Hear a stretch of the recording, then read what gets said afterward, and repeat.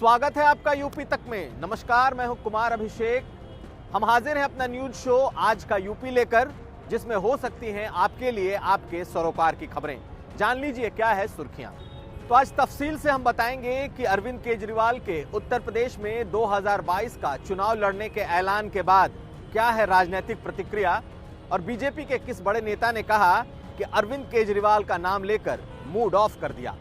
हम ये भी बताएंगे कि अखिलेश यादव ने राम मंदिर बनने के बाद उसमें दर्शन को लेकर क्या कहा। साथ साथ समाजवादी पार्टी 2022 में किस रणनीति के तहत चुनाव लड़ेगी। यह भी बताएंगे कि राम मंदिर निर्माण में चंदे का जुगाड़ कैसे होगा, कैसे भक्तों से न्यास मंदिर निर्माण के लिए चंदा जुटाएगा, किस पीपीएस अधिकारी पर शादी का झांसा देकर यौन शोषण का आरोप लगा है और किसे हुई है जेल। साथ साथ प्रयागराज में अतीक अहमद के किस रिश्तेदार पर अब सरकार की नजर है और वो कौन सा भवन है जो बुलडोजर की भेंट चढ़ सकता है।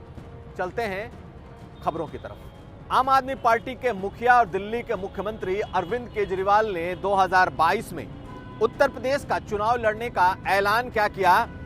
बीजेपी और दूसरे दलों के नेता इस पर प्रतिक्रिया देने में कूद पड़े। बीजेपी ने तो बाकायदा सरकार की तरफ से एक प्रेस कॉन्फ्रेंस आयोजित कर दिया। केशव मौर्य जो कि डिप्टी सीएम है, उन्होंने कहा कि अरविंद केजरीवाल पहले भी चुनाव लड़ चुके हैं, चाहे वो विधानसभा का चुनाव हो या फिर लोकसभा का।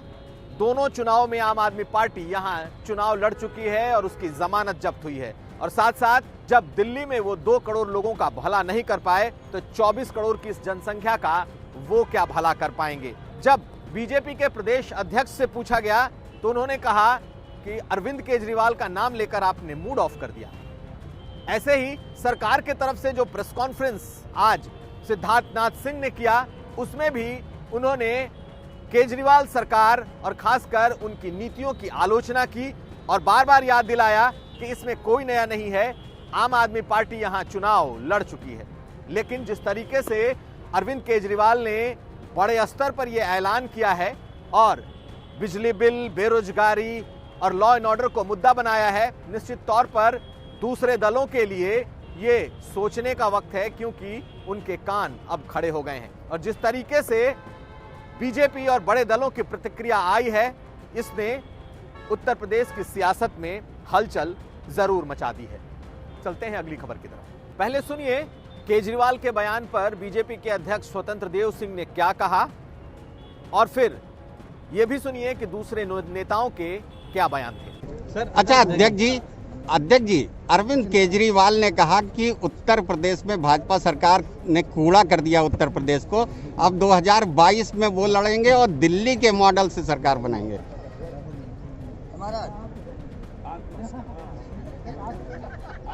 कहाँ किसका नाम ले लेते मूड ऑफ हो जाता है। और 2 करोड़ की आबादी दिल्ली जिनसे संभल नहीं रही है, वो 24 करोड़ की आबादी वाले उत्तर प्रदेश के बारे में बात करें तो मुझे लगता है कि वह ज़रूरत से ज़्यादा बड़ी बातें कर रहे हैं।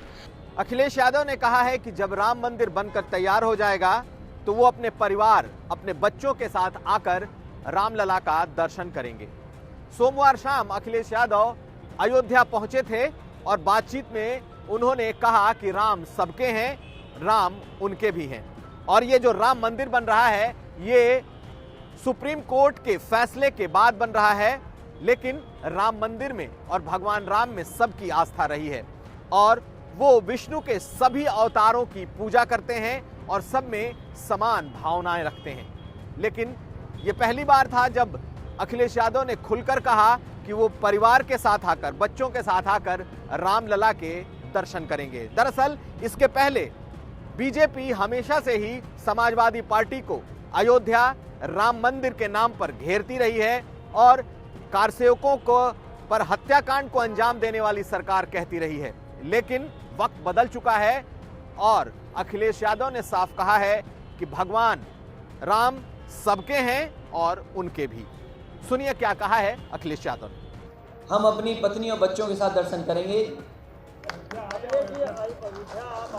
हम यहाँ पर कई साधु संतों के घर पे भोजन भी कर चुके हैं। मंदिर का निर्माण हो रहा है, मंदिर निर्माण होने के बाद दर्शन करेंगे।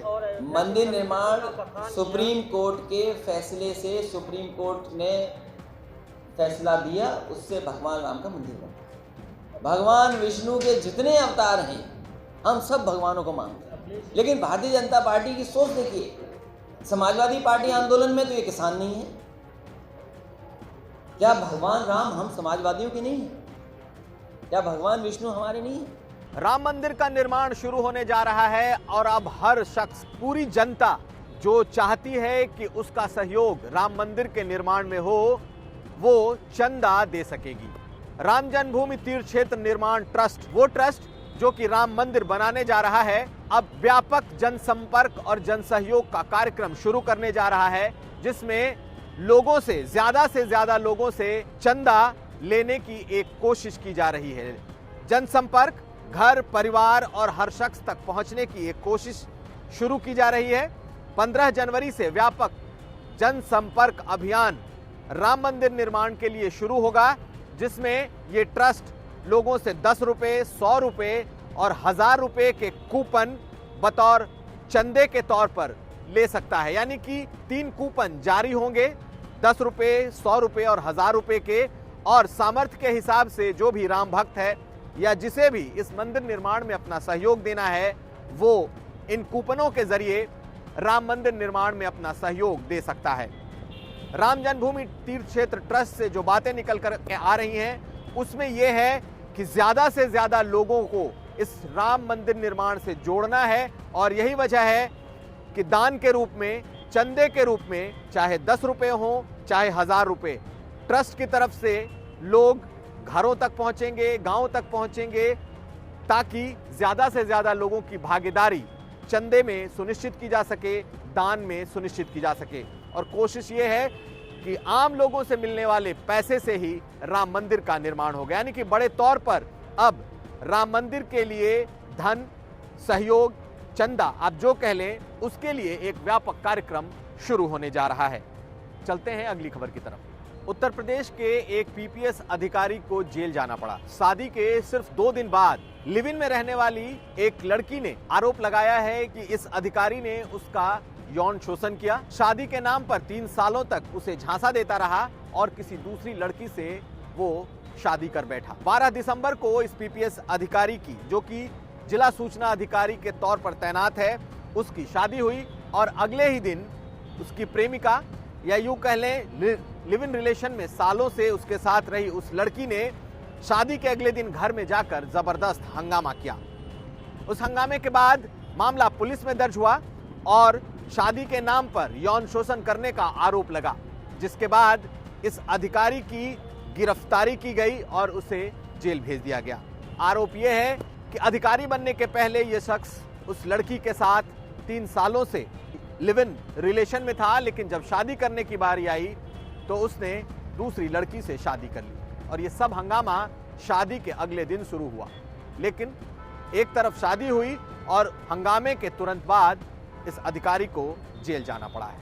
ये मामला लखनऊ के आशियाना इलाके का है। चलते हैं अगली खबर की तरफ। माफियाओं और बाहुबलियों के खिलाफ योगी सरकार का बुलडोजर अभियान जारी है और खास निशाने पर अतीक अहमद और मुख्तार अंसारी जैसे लोग हैं।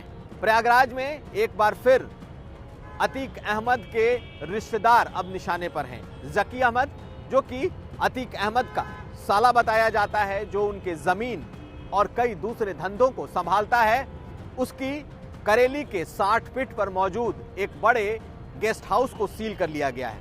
बताया यह जा रहा है कि बड़े भूखंड पर बना यह गेस्ट हाउस अवैध है और हड़पी हुई जमीन पर बिना नक्शा पास कराए इसे बनाया गया है। पीडीए यानी कि प्रयागराज डेवलपमेंट अथॉरिटी ने कई नोटिस के बाद इसे सील कर लिया है और जल्द ही इस पर बुलडोजर चलाकर इसे गिराया जा सकता है। यानी कि माफियाओं, दबंगों के खिलाफ चल रही योगी सरकार की कार्रवाई फिलहाल थमती नहीं दिख रही। पिछले 24 घंटे के सभी अहम खबरों को समेटे ये था हमारा विशेष न्यूज बुलेटिन आज का यूपी। हम फिर हाजिर होंगे, तब तक आप देखते रहिए यूपी तक।